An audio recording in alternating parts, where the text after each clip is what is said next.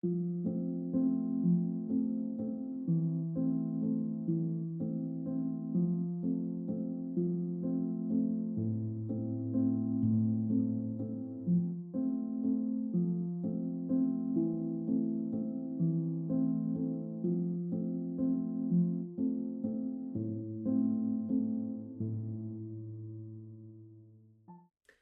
à tous et bienvenue sur la chaîne Hélios Guidance. Les Sagittaires solaires, ascendants ou lunaires, je vous propose de découvrir ce que vous réserve l'année 2024.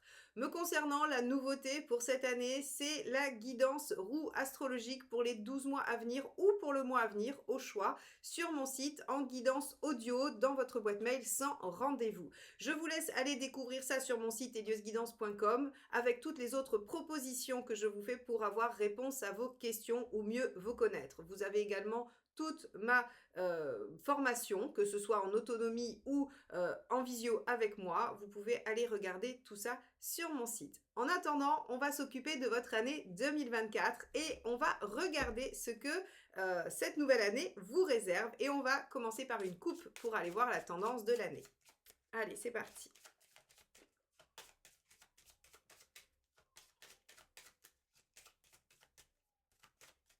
Alors, les Sagittaires, Arcane 13 et Soleil.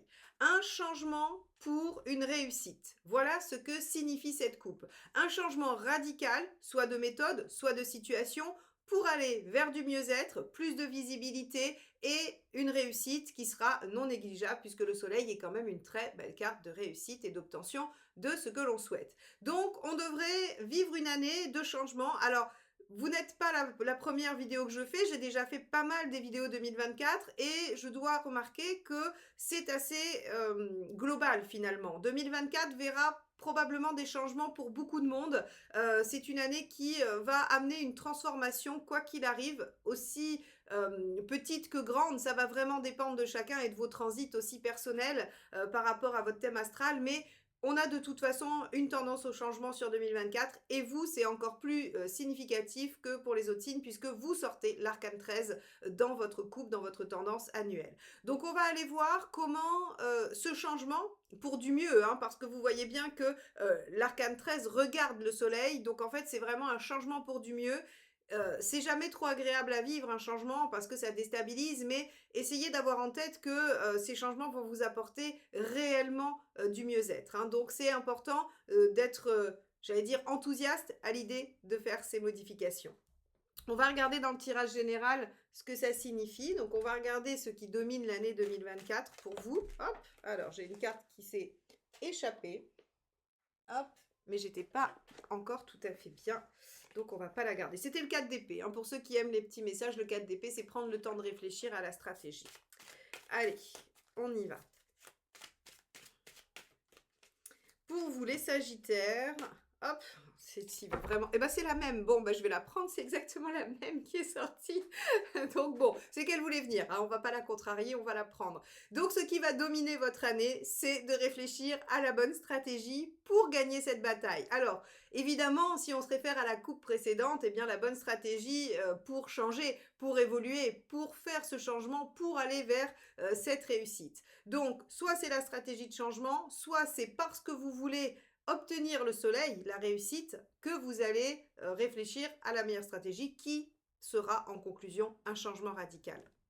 Quoi qu'il en soit, votre année sera marquée par le fait de réfléchir, de trouver la bonne méthode. On va regarder ce que vous avez à laisser derrière vous sur 2024, les Sagittaires.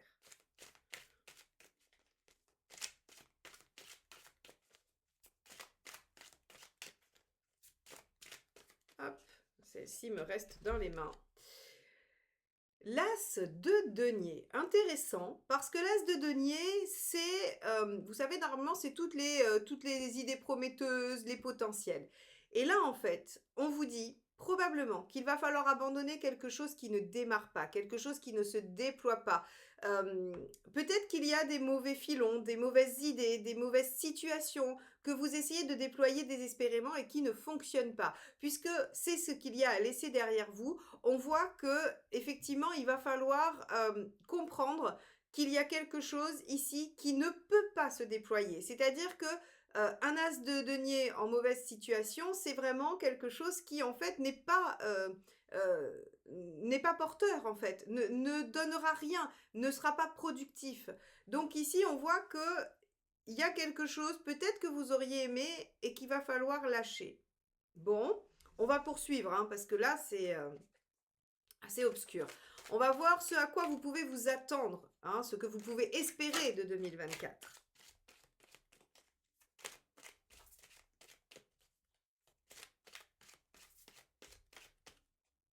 Hop, alors celle-ci, la justice. Ah, de trancher, de décider, de vraiment remettre de l'ordre dans votre vie. La justice, c'est tout ce qui va être organisationnel, pratico-pratique, décision.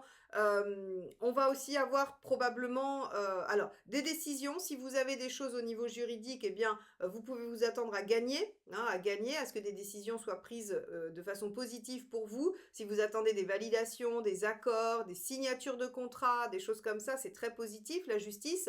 Mais sur un plan un peu plus, on va dire, philosophique et spirituel, c'est le fait de mettre de l'ordre dans sa vie, de prendre des décisions, de trancher et de réorganiser les choses pour soi. Donc ici, en fait, on vous dit que cette année 2024, elle va vous permettre aussi de probablement catégoriser les choses, vous organiser pour que ce soit fait. N'oubliez pas qu'on a une stratégie, hein, et qu'on doit changer des choses. Et il y a fort à parier que plutôt que de rester sur des choses qui ne se déploient pas, des choses qui ne fonctionnent pas, on vous demandera de mettre en œuvre un planning d'actions efficaces qui vous permettront de réaliser ce que vous souhaitez réaliser. Bon, très bien, on va aller voir ce à quoi il va falloir faire attention, donc qui pourrait être gênant.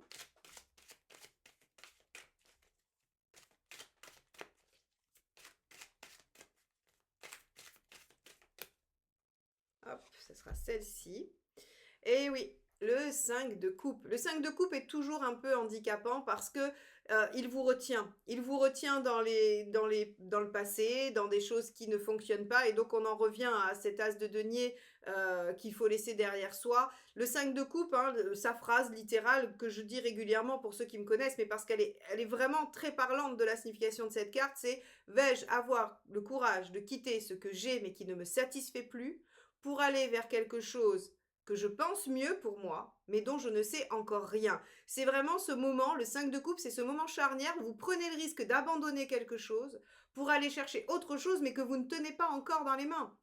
Et donc forcément, en fait, il y a toujours ces doutes qui assaillent de se dire, mais est-ce que je ne ferais pas mieux de garder ce que j'ai, même si c'est pas génial, peut-être que c'est toujours mieux que rien.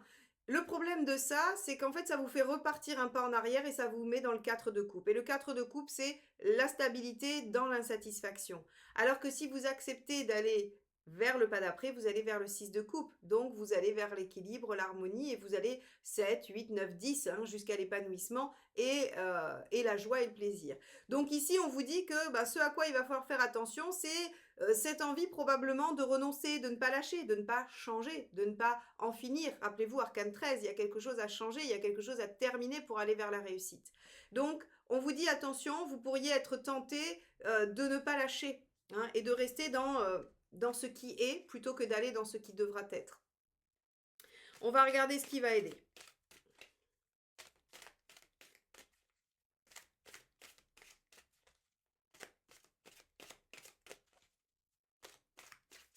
Hop, celle-ci. Waouh, super. As d'épée. Oui, l'as d'épée est aidant, effectivement, hein, c'est une carte d'innovation, une carte d'idées. Vous savez, c'est le Eureka, hein, vraiment. Donc finalement, ce 4 d'épée, il est productif. C'est-à-dire que ce temps de réflexion pour trouver la bonne stratégie que vous allez prendre, il est efficace. Il vous permet effectivement d'accéder à une stratégie et surtout à une stratégie novatrice. Et c'est exactement ce qu'on voulait, puisqu'on voulait un changement, on voulait que les choses se transforment, et donc vous arrivez, vous y accédez, grâce probablement, hein, à de l'organisation et avec la justice, hein, ce côté où vous allez ordonner les choses, essayer de prendre des décisions, de trancher, mais on a quelque chose de nouveau qui s'amorce. Donc c'est assez intéressant parce que on vous dit de laisser tomber un as de denier, quelque chose qui finalement ne se déploiera pas, qui n'a pas le potentiel, au profit d'une nouvelle idée, de quelque chose de neuf, d'innovant que vous n'avez jamais fait. Et pour ce faire, il faudra réfléchir à la meilleure stratégie pour laisser derrière vous ce qui vous entrave et ce qui vous empêche d'avancer vers cette réussite. Bon, ça va être intéressant de regarder mois par mois la tendance, hein. Donc, on va regarder ça tout de suite. Hop. On va regarder ce qui se passe mois par mois. Allez.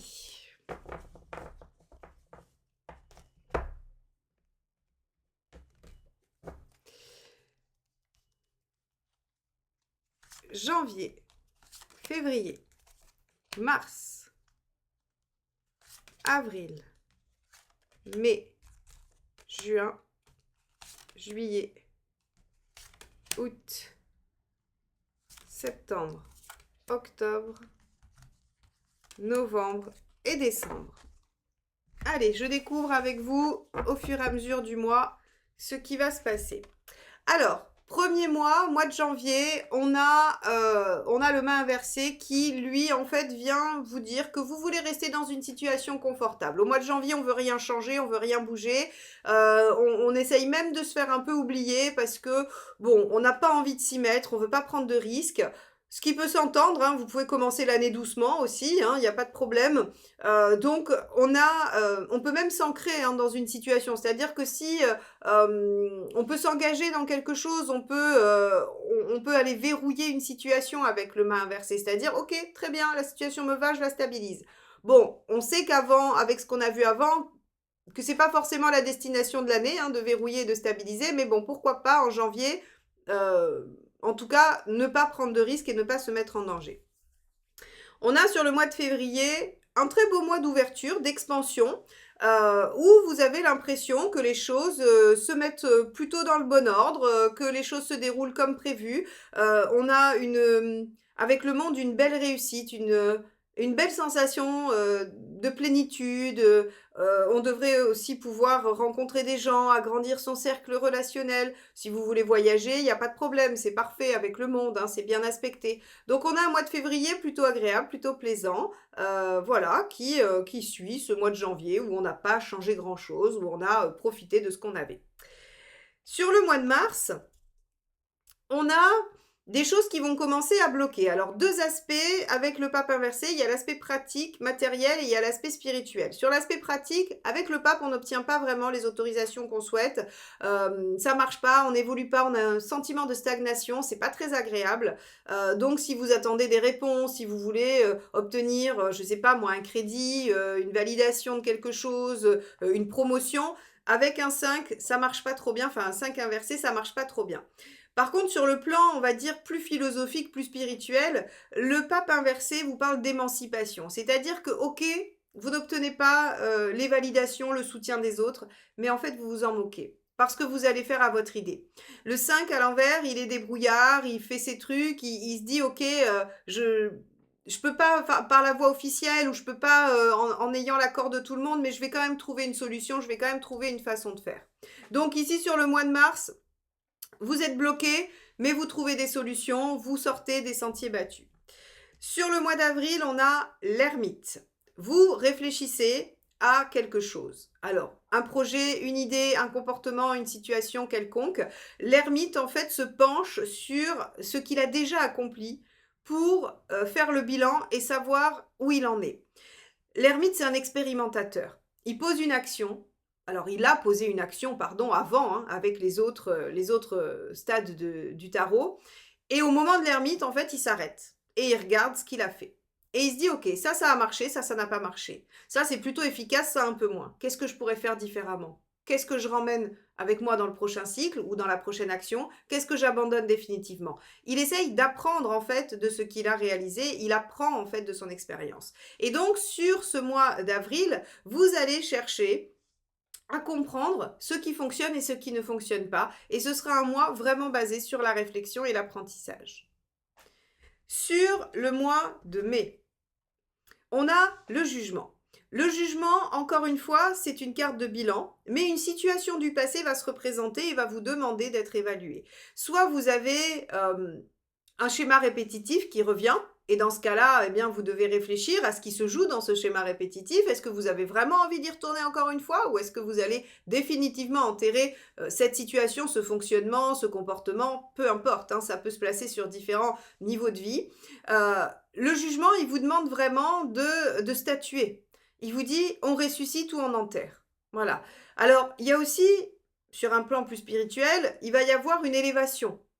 On est de plus en plus guidé, on ressent les signes, on grandit au niveau de sa foi, hein. Donc on a aussi une forme d'évolution comme ça, sur quelque chose où, peut-être qu'on sent un peu plus, les messages de l'univers, les messages qui, en fait, vous donnent la bonne direction ou en tout cas qui répondent à vos interrogations.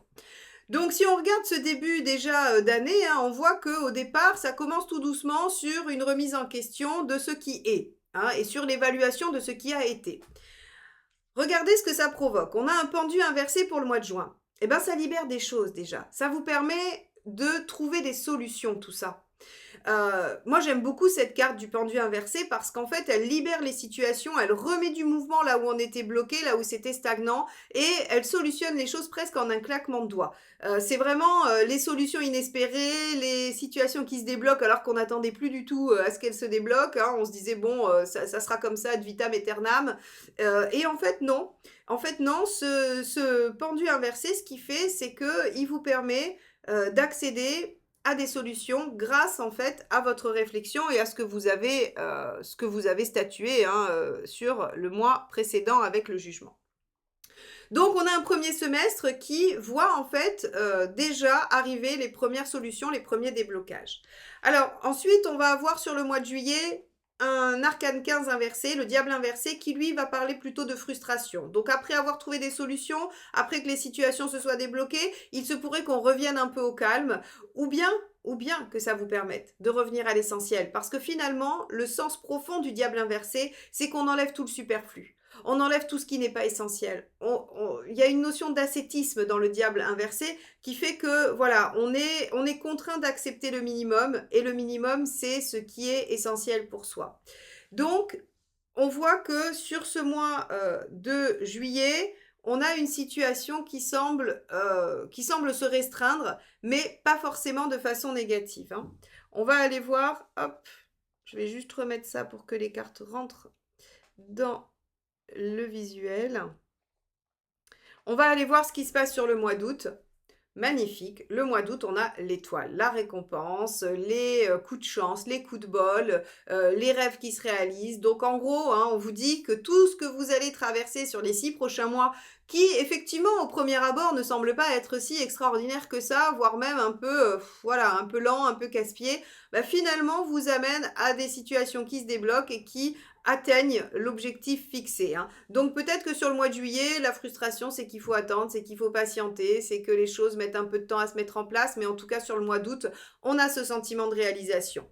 Et regardez, ce sentiment de réalisation, il amène quoi sur le mois de septembre? Eh bien tout simplement un nouveau départ. Un nouveau départ, une nouveauté, une nouvelle action. C'est-à-dire que vous avez quand même clôturé un cycle là, hein, pour vous les Sagittaires, hein. C'est-à-dire que ce bilan que vous avez produit sur le début d'année, il amène à débloquer les situations, à changer probablement quelque chose, hein, et à aller vers une nouvelle étape de vie. Une nouvelle étape de vie qui, regardez, avec la maison Dieu inversée en octobre, vous permet de construire, d'élaborer. La maison Dieu inversée, elle évite les catastrophes, elle promet quelque chose d'assez centré sur le foyer. Alors, le foyer réel, hein, la maison ou l'endroit où vous vivez, mais aussi votre propre intérieur, hein, votre intériorité. J'ai pas d'autres mots. La maison Dieu inversée, c'est une lame qui favorise toute construction intérieure, d'accord? Donc on a quelque chose qui démarre et qui vous permet en fait d'élaborer quelque chose, d'ériger quelque chose de solide en vous. Alors, on a en novembre un petit coup de fatigue, c'est un peu normal. C'est une année qui vous sera probablement un peu fatigante, un peu épuisante, mais finalement qui vous ouvre de nouvelles perspectives. Donc c'est chouette, même si c'est pas évident. Après, si la vie était de tout repos, ça se saurait, hein. Je crois qu'on a tous notre lot de travail, voilà, de problématiques à résoudre. Mais c'est quand même assez sympathique de voir que cette année sera le théâtre d'une réussite quand même et d'un renouveau, hein, parce que on a on a quand même déjà ce monde qui nous dit qu'on a de belles réussites, un beau démarrage, l'étoile et le battleur ici, hein, sur août-septembre, ça devrait être une très très belle période pour vous. Donc effectivement, on peut avoir envie de soutien et d'aide sur ce mois de novembre. On peut être un peu en difficulté pour tenir les choses, pour tenir ses engagements, pour assurer ses responsabilités. Il suffit de le savoir, hein, et peut-être aussi de s'organiser, d'essayer de mieux s'organiser justement, hein. On avait vu cette justice qui vous demandait d'être dans le côté pratico-pratique. Ça sera très utile au mois de novembre, hein, notamment. Et regardez avec quoi on finit l'année. Regardez, si c'est pas magnifique. Vous finissez avec le soleil. Donc, évidemment, vous finissez avec cette fameuse réussite, avec le fait que le changement vous amène à du bien-être, à du positif, à une réalisation, à profiter de la vie. Ça peut être sur le plan relationnel, puisque le soleil peut représenter un duo harmonieux. Ça peut être sur le plan professionnel, c'est une réussite assez visible, assez importante. Ça peut être une victoire parce que, je sais pas, vous avez décidé au début de l'année de vous mettre au sport et de réaliser un marathon à la fin de l'année. Eh bien, vous réalisez en décembre votre meilleur temps de marathon. Voyez, ça peut être en fait tout ce qui peut prendre la forme de réussite pour vous et de satisfaction. Tout n'aura pas la même importance, mais en tout cas, on a sur cette année 2024 quelque chose qui vient saluer vos efforts, qui vient saluer votre réflexion, qui vient aussi vous permettre j'allais dire de comprendre que quand vous prenez le temps de vous poser et d'évaluer les choses, finalement vous réajustez très bien et l'univers vous accompagne dans ces réajustements et ces nouveaux démarrages. Donc voilà pour vous les Sagittaires, cette année 2024 qui devrait finir en beauté. En tout cas, je vous le souhaite de tout cœur. On ira voir mois par mois, on reprendra chacune de ces cartes dans les guidances mensuelles. Donc si vous voulez les voir et ne pas rater leur publication, et bien surtout abonnez-vous et activez la clochette des notifications, comme ça vous serez averti de la sortie de chacune de mes vidéos.